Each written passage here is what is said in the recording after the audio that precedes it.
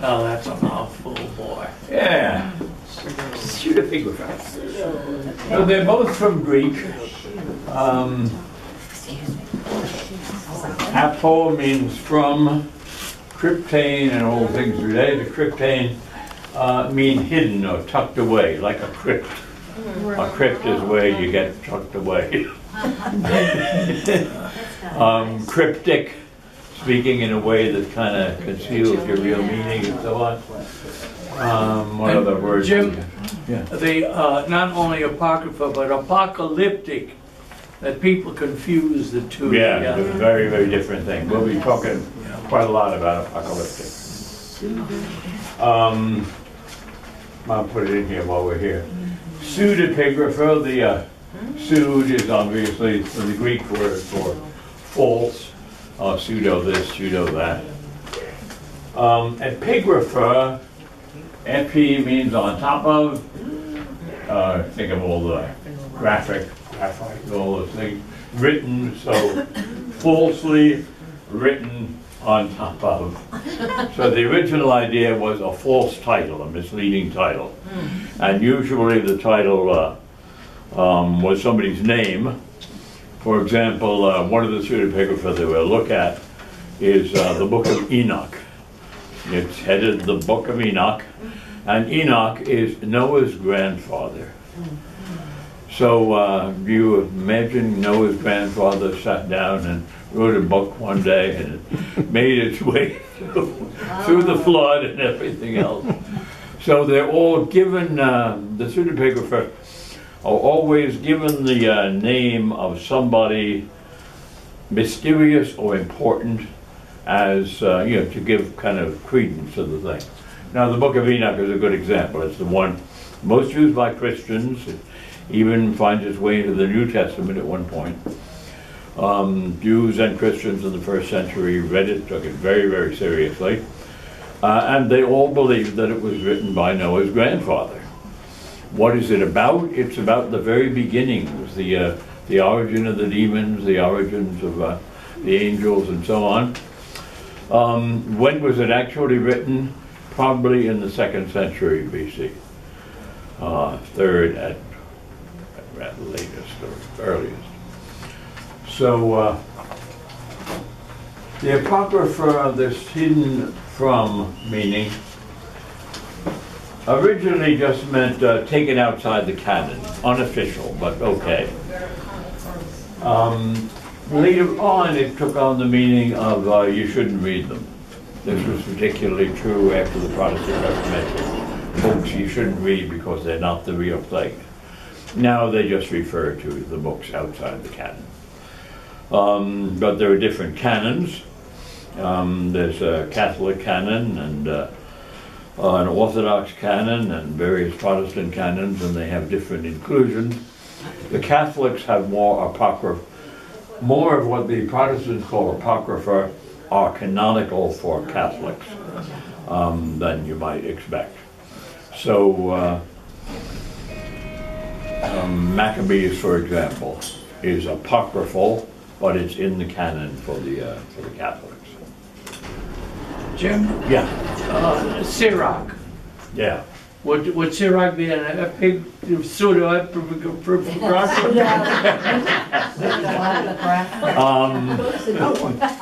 well, we don't really know who he was.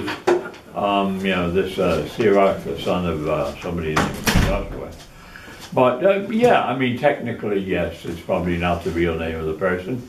By the same token, the letters attributed to St. Paul, not written by St. Paul, or pseudepigrapha, but we never called them that because nobody knew that until quite recently. And so they came all the way through the tradition as writing to St. Paul. Even Hebrews was, I mean, I think in the liturgy, it's the letter to the Hebrews, St. Paul's letter to the Hebrews. Now it's not a letter to the Hebrews, and it's not by St. Paul, but it came that way through tradition. So there are a lot of things that are technically, that fit that definition. The title and the author are not the real ones, but we don't call them that. The ones that are called that now are mostly Jewish pseudepigrapha, and we find more and more and more of them all the time. The standard English collection of them is a collection made by a scholar named Charles, and that is now 6 large volumes. And they grow. I mean, he did the first one, and then they found more, and they get more. So archaeology keeps finding more and more and more of these things. Some of them turned up among the Dead Sea Scrolls as well. I don't think many of you are going to spend your days lying on the beach reading the pseudepigrapha. This is the smallest collection of some of the pseudepigrapha. This is a tiny, tiny fraction of the pseudepigrapha. This is done by a guy named Hammond, and I knew him well. Good old Hammond, yeah. Yeah, he's got a town named after him. This has the first book of Enoch, which is important for us, and the book of Jubilees, which is important for us, and some others which are not important for us. So the only ones in here in this big book are the first book of Adam and Eve, the second book of Adam and Eve, the Slavonic life of Adam and Eve, and then the first book of Enoch, important for us, the book of Jubilees, important for us, then the book of Jasher, the story of Ahikar, the Apocalypse of Abraham, and the Apocalypse of Thomas, 4th Ezra, 2nd Baruch, etc., the War Scroll from Qumran, etc. And then he has a few New Testament ones in here too. So this is the smallest book you can get with some pseudepigrapha in it. Wow. And it's, you know, it's not, it doesn't fit in my back pocket.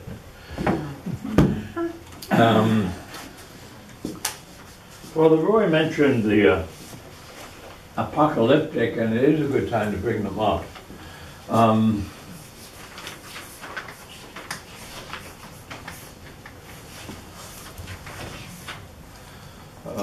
Call them apocalypse. This again, of course, is Greek, and the apo means from, away from. Kalypsos. Remember calypso?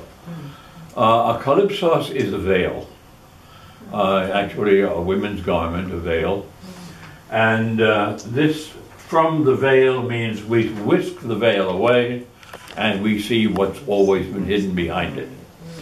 Now, in fact, what's always been hidden behind the veil is the future, the remote future. So a lot of apocalypses will deal with the end of the world or the last struggles on earth and things like that. So they're hidden, but hidden in that special way. They're hidden by time itself. The apocalyptic prophet tells you what's going to happen way down the line. Okay, so it's an entirely different thing from Apocrypha. Some apocalypses are Apocrypha, but that's just a matter of chance.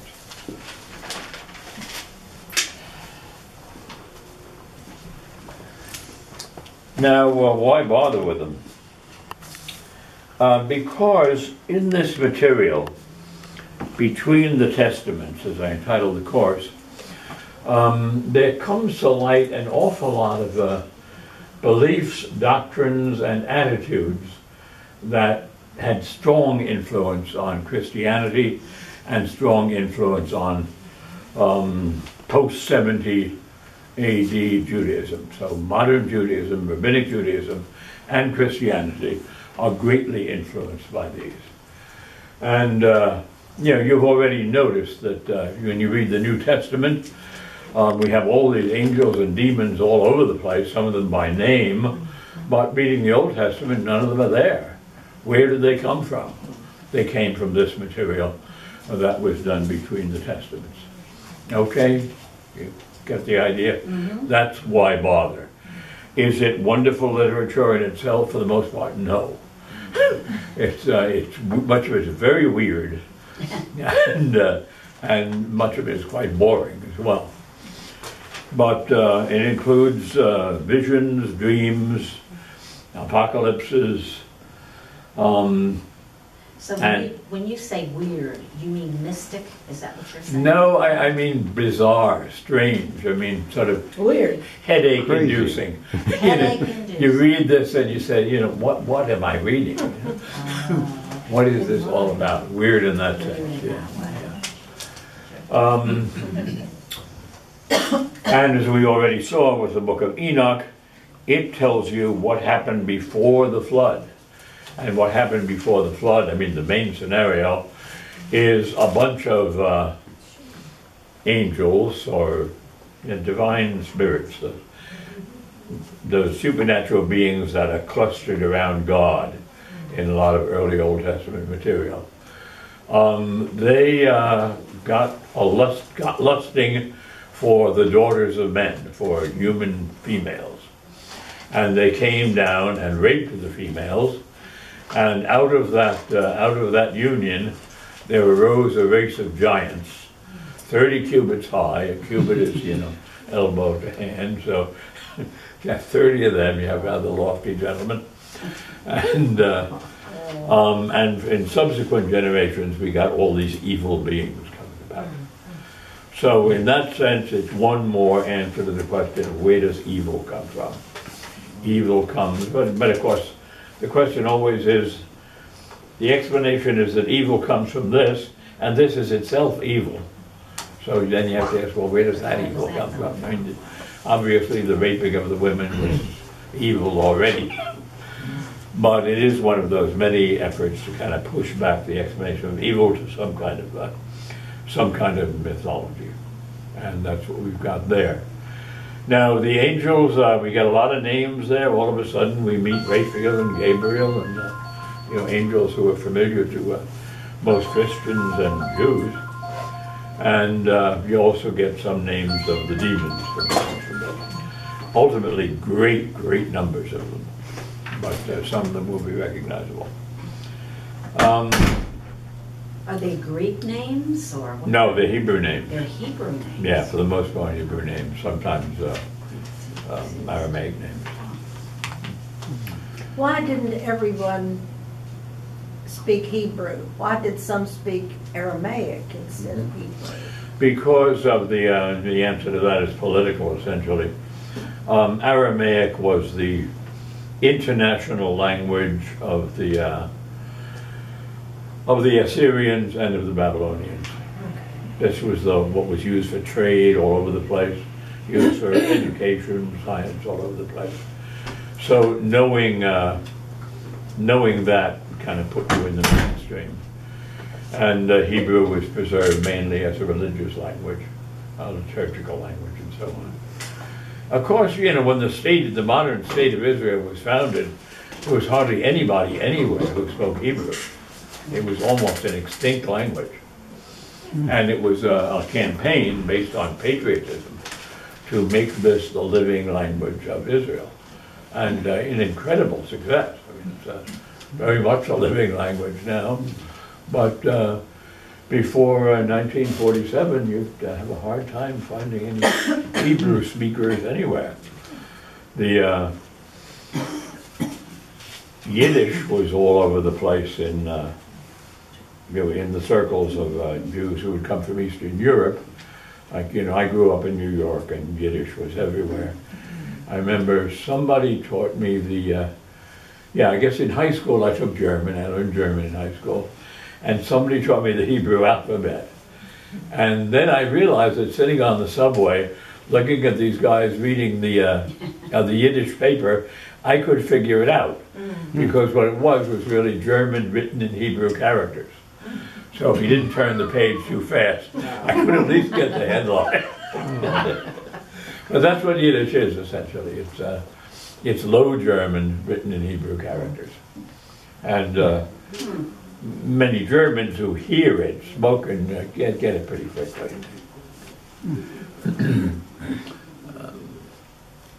So yeah, the question was what happened to Hebrew. That's what happened to Hebrew. It became politically impractical. And then, of course, during the time of exile, they were speaking the language of the people they were moved in with, particularly the intelligentsia. There's still some Aramaic around, There's a little town in Syria where Aramaic is still the language. I've been to it, and they they even had local musical groups who had written popular songs in Aramaic and were singing them in Aramaic and so on. Unfortunately, that town, whose name escapes me for the moment, was hit by by the war, essentially, by Daesh or ISIS or whatever you want to call it, and by the other side as well. So there was bombing there. There was a Christian convent there. The nuns were taken hostages. They all got out again, and one of them did write an account of what happened during that time. So it's a freed town again, and I guess it's still speaking Aramaic, but it had a very, very hard time in there. It was very popular with anybody interested in biblical languages, because you could go there and see living Aramaic people talking as presumably Jesus talked. There's one other that's much less accessible, out in an oasis somewhere. It's Old Syrian, really. I mean, that's what the language is. Okay, now if you'll, what did I give out? Just that first page thing? Yeah. Between the Testaments? Yeah. Okay, let's take a quick look at that, just to remember the history we're looking at. The Persian period. The Persian period begins with the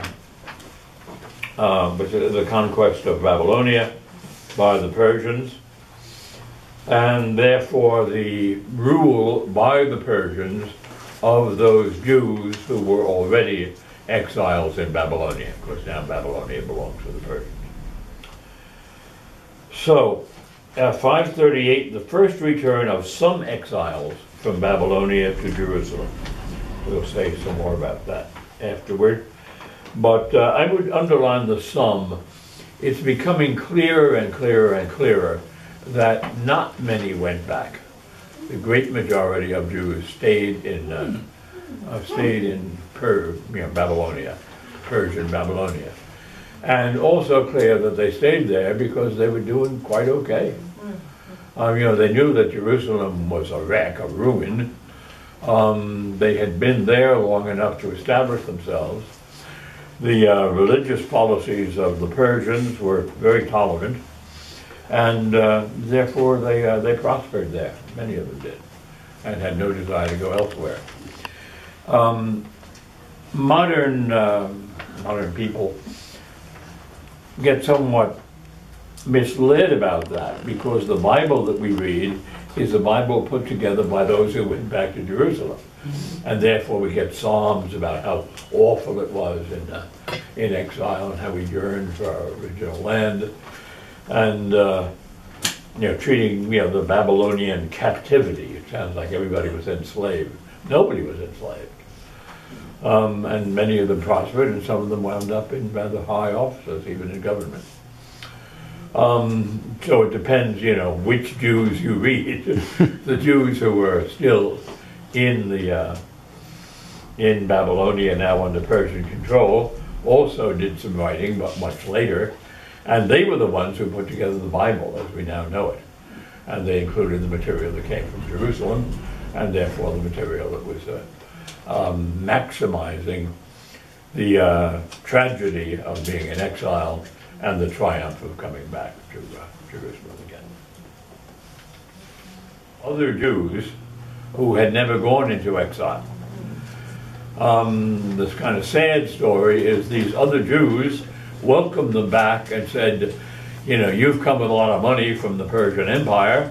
You're going to rebuild the city. Us too. We want to help you rebuild the city. And they were violently rebuffed. Those returning from exile said, we're the real thing. And remember also the social differences. The ones who had gone into exile were the upper class, the leadership, the intelligentsia.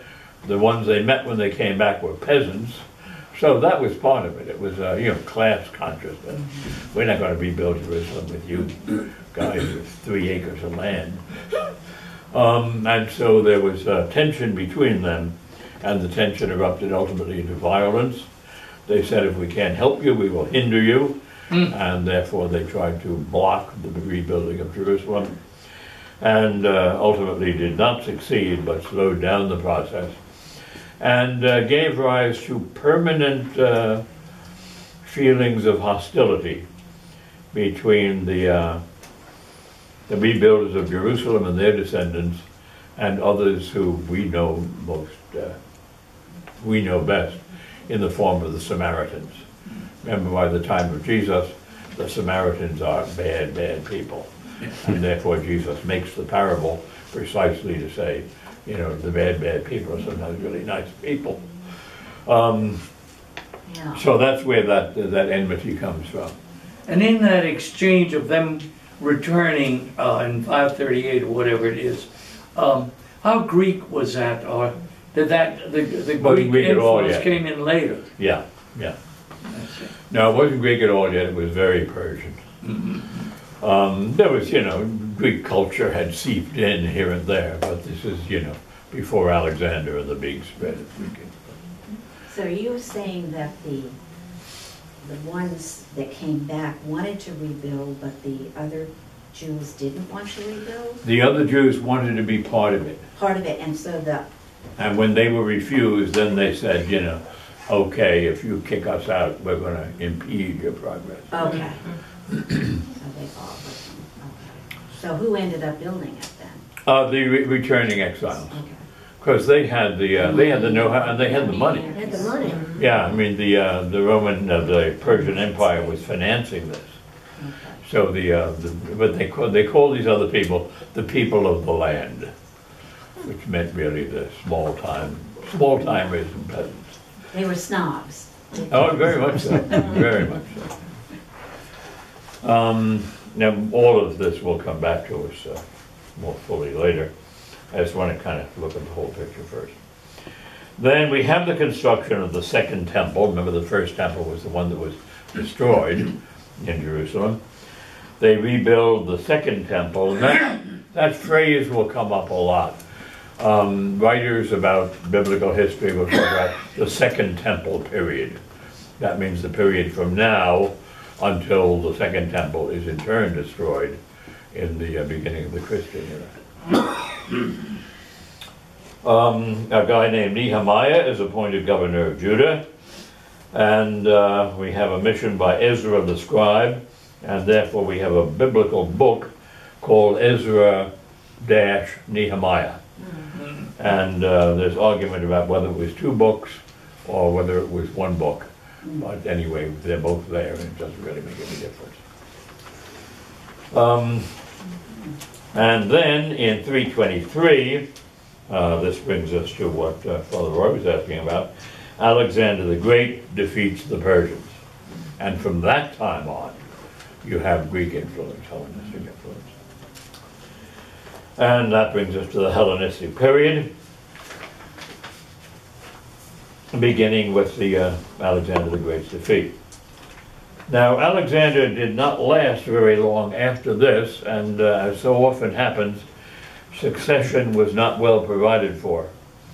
And as soon as Alexander, who always dominated everything when he was there, as soon as he was off the scene, rule was divided among 4 generals.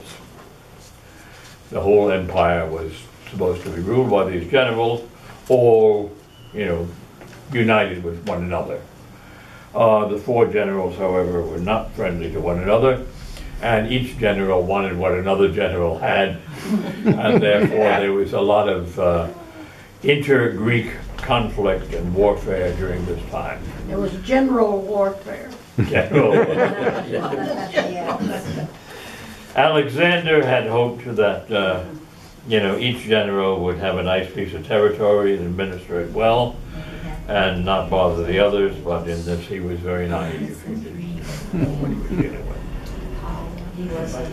with. Now for us, this, you know, this is the civilized world at this time is now Alexander's empire, but for us we must focus in on Palestine. The Greek rule, Hellenistic rule, was divided between the Seleucid and the Ptolemaic kingdoms. The Seleucids were given control for the north, the Ptolemies were given control of Egypt and farther south. But as I say, each wanted what the other had. For a while, the Ptolemies ruled in Palestine. And Ptolemaic rule in Palestine was okay for the most part. The Ptolemies were rather sensitive to the religious differences and the cultural differences of the Jews. They were kind of Alexander-like in that they liked diversity. You know, they were not trying to exterminate anybody's religion. The more religions, the better, as far as they were concerned, because religions held people together and taught people morality and so on. So relative contentment on the part of the Jews under the Ptolemies.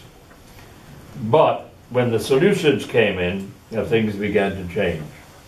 Initially, the Seleucids ruled somewhat as the Ptolemies had before, but increasingly the Seleucids became harsh and oppressive towards their Jewish subjects. And this came to a climax and a big change of policy with the coming of Antiochus IV.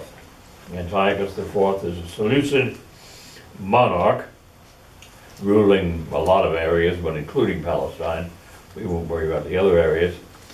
And he called himself Epiphanes, which meant, you remember the Epiphany, the Feast of the Epiphany, is the manifestation of Jesus to the world, the Magi who stand for it and so on. He was the manifestation of God to the world.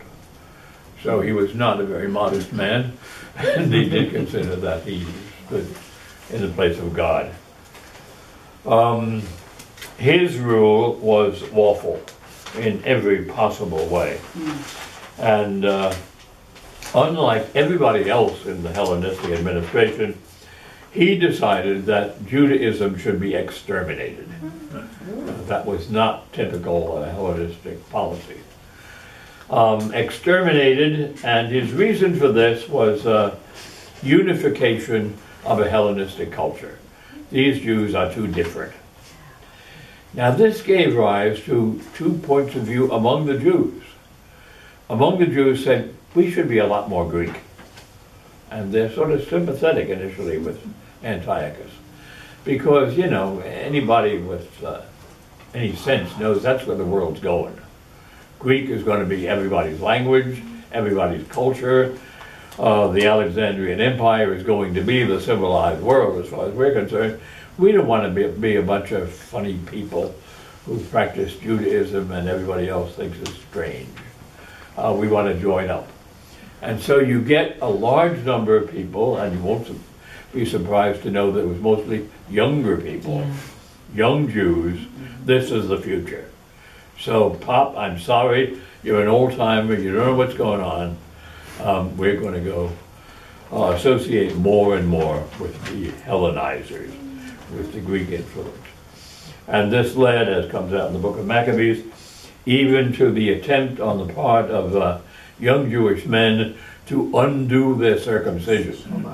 They had actual amateur surgery to try to disguise the circumcision. James Missioner, in the book The Source, does a beautiful job of going into what that meant as it tried to reverse their circumcision. Yeah.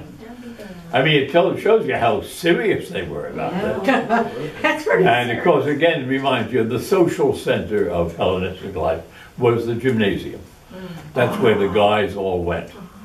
And the uniform for the gymnasium was nudity. And so you couldn't pretend you were not circumcised, or just not bring it up. And apparently some of them were laughed at, what's the matter with you guys?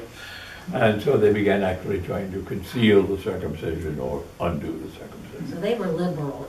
They were But also in pay. Now, on the other side, more associated with the older generation and the more conservative, was, the opposite reaction. We must hold our own against this paganizing influence of the Alexandrian Empire. We got to get more Jewish than ever.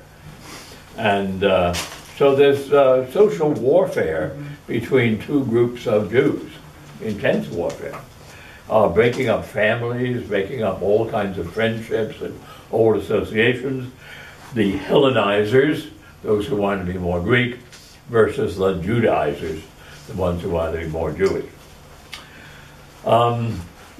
This came to a head when Antiochus Epiphanes actually desecrated the temple and put a statue of himself in the temple instead of the the empty space that was holy for the invisible God. That did it for a lot of people. Out of that, you get the beginnings of revolution. And the revolt began, as you look at the next period now, the Maccabean Hasmonean period. A priest named Mattathias, who lived in a town not far outside Jerusalem, was very much a Judaizer, very, very antagonistic to the Hellenistic influence.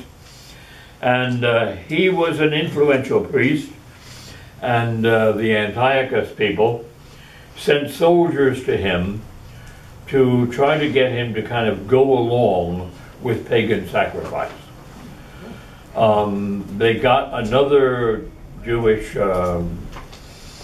temple servant to offer sacrifice. And Mattathias, who was an old man at the time, took out his sword and killed the soldier. And then he and his sons held off the other soldiers who went back to say what had happened. That was the beginning of the revolution. Mattathias died not long afterward, but his 4 sons are the ones who were called the Maccabees. The first one had always been called Maccabee because he was a tough guy and a rough guy, and Maccabee means a hammer. Oh, really? So he was Judas the Hammer. His, I think I put the, yeah, there they are.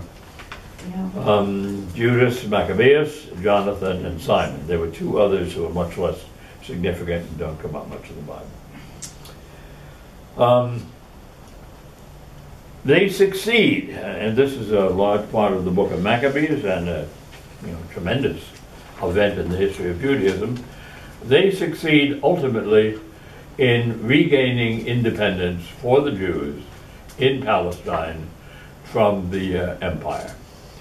Now they did this by violent revolution, but they also had a little help from outside, because they perceived that the Hellenistic Empire might not be quite as impregnable as it thought, because a new empire was rising, the Roman Empire. And so these revolutionary Jews increasingly tried to ingratiate themselves with Rome. And there were various conflicts between the Romans and the Greeks, some very famous, some less famous. But in all of those conflicts, the Maccabees and their successors tried to ally themselves with the Romans and get the Romans onto their side, so that ultimately, if they did overthrow the Hellenistic rulers, they would have some insurance, because the Romans would remember their old friends and protect them from a return of the Hellenists. And that worked. They did link themselves more and more with Rome, and they did overcome the Hellenistic Empire, and they did rule. And their history of rule is a history of uniform misrule. It's awful. I remember a Jewish scholar who was lecturing, I guess at Loyola, he was here, and he said, when you read the book of Maccabees, you're reminded of something. He said, Jews in somebody else's country do great things. Jews in their own country screw up. And that was kind of what happened here. The brothers themselves became antagonistic towards one another. The best of the rulers was a woman, Queen Alexandra, Salome. But she also was very much concerned to get her son into a position of power, and if that meant bumping off other members of the family, so be it. So there were all kinds of assassinations, and assassinations within the family, and also by the family. So it was, it's very ironic, because it's, you know, the great triumph of the Jews. They overcame the Hellenistic Empire, regained independence, and had this period of awful political disorder and violence, and cruelty and crookedness. And what the war between Alexander's son, are we talking about that? This is the descendant of Matthias. Oh, okay. Yeah.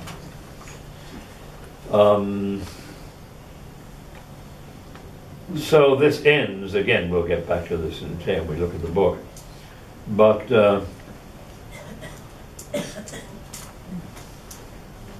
yeah, John Hyrcanus, he had a son named Aristobulus I, and his brother Alexander, and his widow Salome. Now, the war broke out between that Alexander, his son, Hyrcanus II, and Aristobulus II, and it ends with them unable to resolve their differences, fomenting great violence in and around Jerusalem, and finally saying, we got to end this somehow, let's both appeal to Rome. Now Salome, who was the mother, had pretty good relations with Rome, and she was all for this. But they both went to Rome, and again, we'll see this in detail. When they went to Rome, Rome made its decision. And its decision was in favor of Hyrcanus II. But Hyrcanus II was made high priest, and the Romans took over the land of Israel. So this was a great turning point. They went there to have their internal dispute resolved, and they came back with, it was resolved, but Rome had now incorporated Palestine in the Roman Empire. And the plum given to Hyrcanus was to make him high priest. And from that time on, right down to the time of Jesus, the leading figure in Palestinian Judaism will always be the high priest. And when the Romans try to exercise diplomacy with the Jews, they always deal with the high priest. He's the one who knows, and a great many favors are done for the high priest by the Romans, and that of course will produce a new kind of resentment. The high priest and the priesthood are all siding with the Romans. The Romans are our captors, and you can see a new division shaping up. You have a word there, ethnarch? Yeah, this was a term originated by, it's a Greek word, but it was originated by the Romans. And it meant someone who was placed in charge of a particular ethnic community, a group that was bound together by common language, common customs, and so on. What's that word? Ethnarch. Ethnarch. Ethnarch. RK meaning the one in charge, and we have our own ethnic usages and so on. So it was a political title, and that was its original meaning, but it turned out to not always adhere to that, but just used as a title for one kind of authority. But his brother was imprisoned? Aristobulus? Yeah. Yeah. He was. Why was he imprisoned? Well, he was... He lost. He lost. Yeah. He lost. There was all kinds of...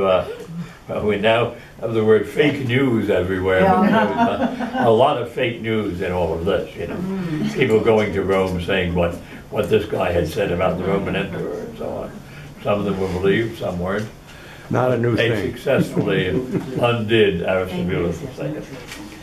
So he goes to prison, and Hyrcanus goes to the temple. The political authority then was through the appointment of a king, and this was Herod the Great. Herod the Great was a Jew kind of almost by accident.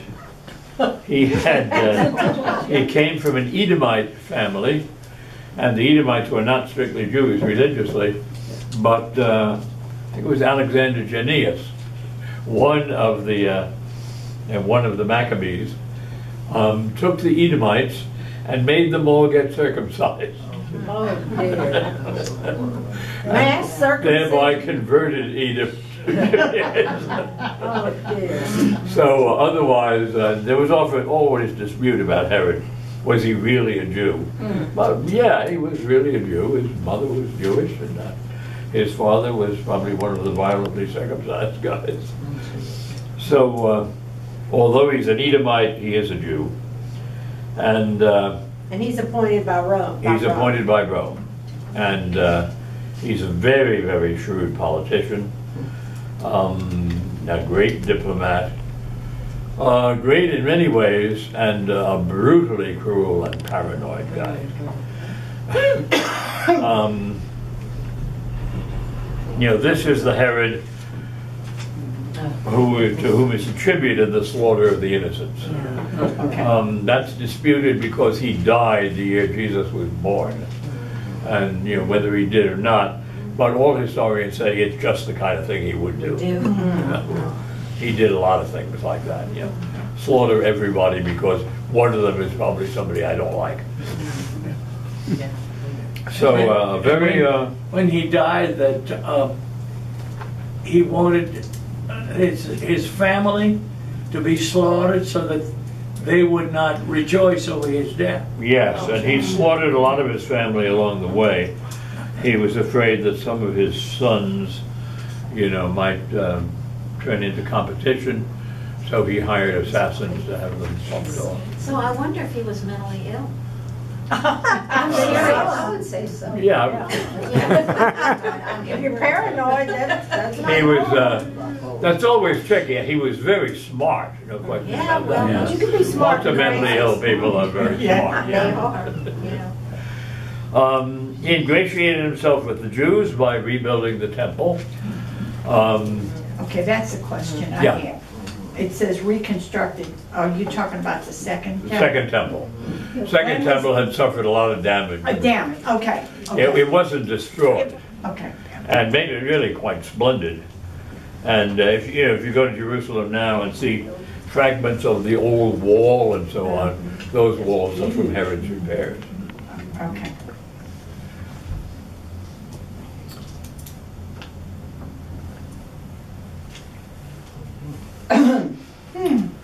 Then we get, a Herod dynasty. Herods are popping up everywhere. We have Herod Antipas, and later on you get Herod Agrippa and Herod Agrippa II, all of whom some of you have met in the writings of St. Paul and Acts of the Apostles. So we won't go much beyond that, but notice once again, you remember from the New Testament, the role of the high priest comes out very clearly in connection with the trial and death of Jesus. Yes. You can see nobody messes with the high priests. They're the ones that Pilate himself will defer to. And the high priests became a dynasty. They were a family.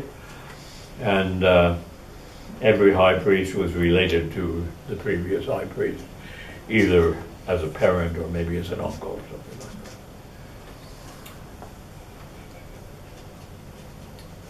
that. Jesus was born, it just seems ironic, Jesus was born 4 years before the beginning of the Christian era.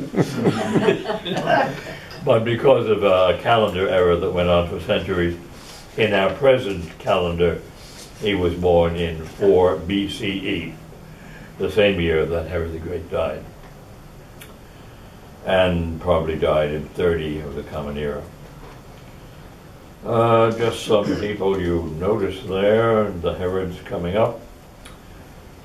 And then the first Jewish revolt broke out in 66.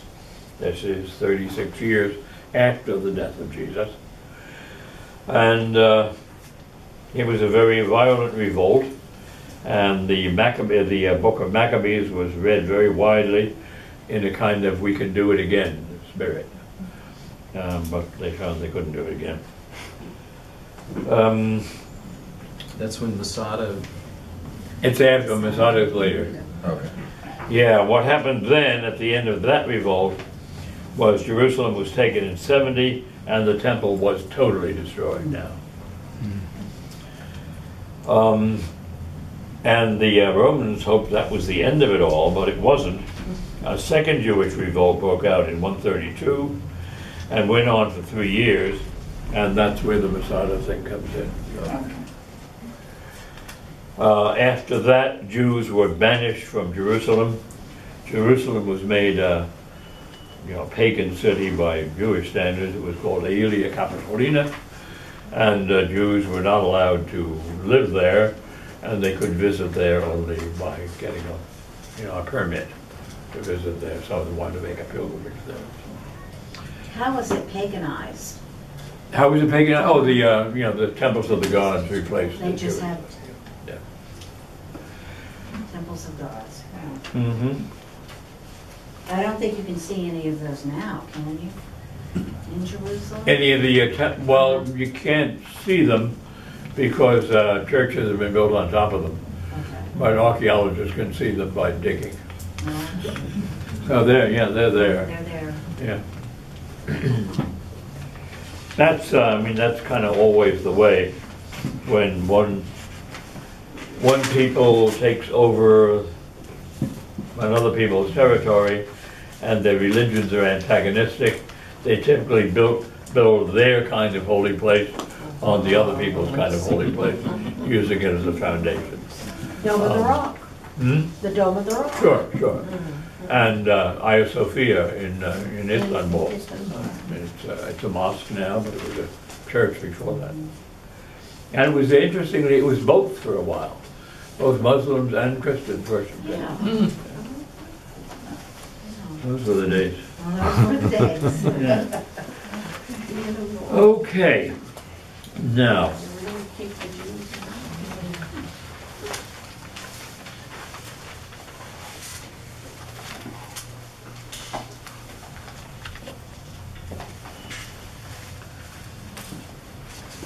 This is the literature that's relevant to what we're doing. Most of it we will just give a glance to, but there'll be some idea of what the biblical books and the pseudepigrapha have to do with that history. Oh my goodness.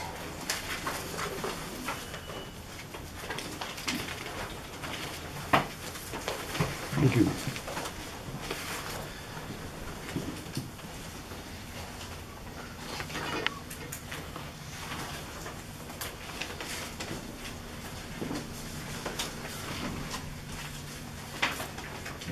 So if you look at the thing I'm giving you now, Thank you. what I've tried to do is put the biblical books into the time when they were actually written. Many of them pretend to have been written at a different time, like the pseudepigrapha.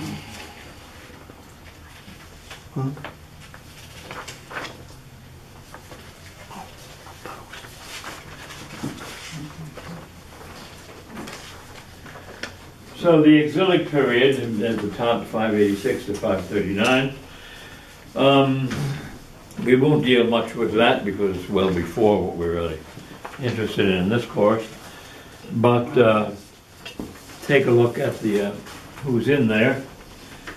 The 6th century prophets, and we will take a look at Ezekiel and at Isaiah. Second Isaiah. Then the post-exilic Persian period, 538 to 330. Notice Genesis, Exodus, Leviticus, Numbers are all from this time. Who did them? The people in exile.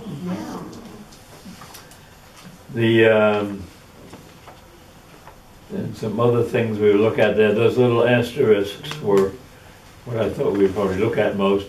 Haggai is a prophet who urges the rebuilding of the temple after return. Third, Isaiah. Zechariah is doing the same thing. The book of Ruth is a curious thing. Look at the book of Ruth. Ruth was written in the 5th century, but it's written as though it were in the 12th century. These are all BCE. Oh, everything's BCE. Okay.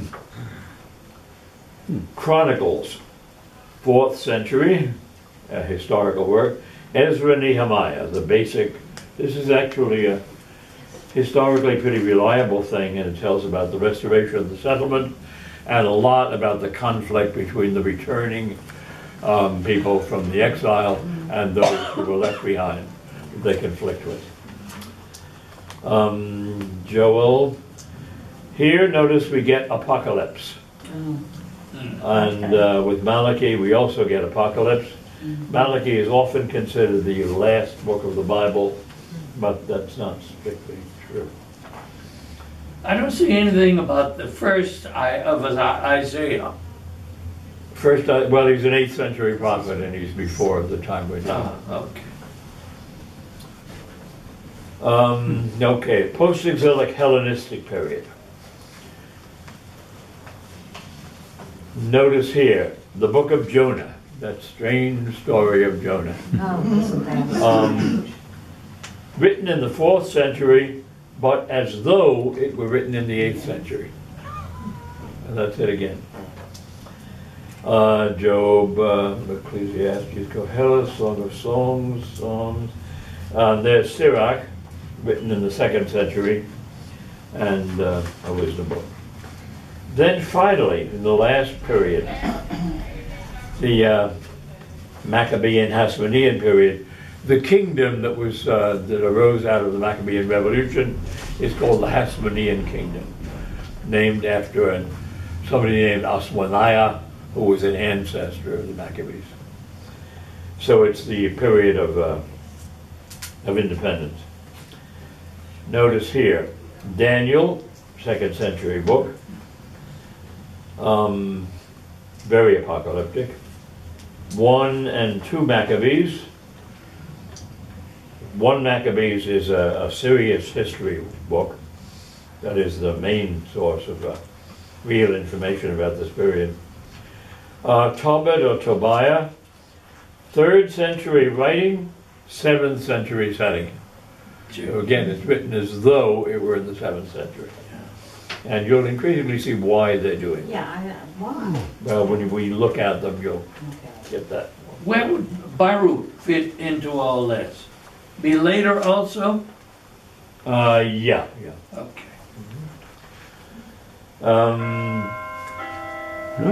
Judith. Judith, written in the 2nd century, set in the 6th century. Esther, 2nd and 5th, and then the Wisdom of Solomon. Okay, now I have 2 more pages of handouts, but I think I'll wait and give them to you next time.